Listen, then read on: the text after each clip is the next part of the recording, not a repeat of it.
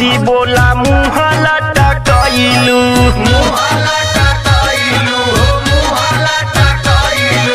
कैलू राते झगड़ा भैया के तू गरियालू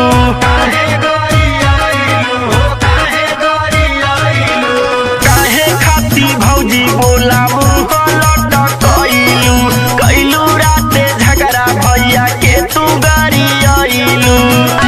जब नैहर से पियवाए का पाउच ढरल स झोटावा उखाड़ के बेला नावा से मारल स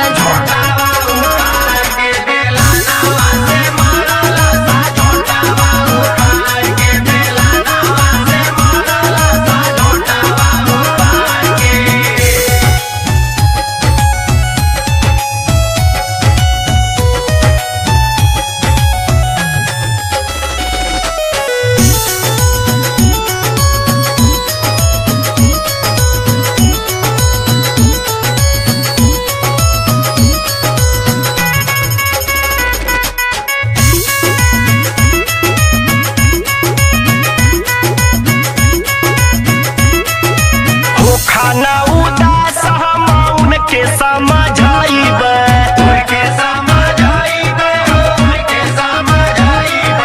चल जाइब तलाक दे के फेरू नाही आईबे हो खाना उदास हम उनके समझाइबे चल जाइब तलाक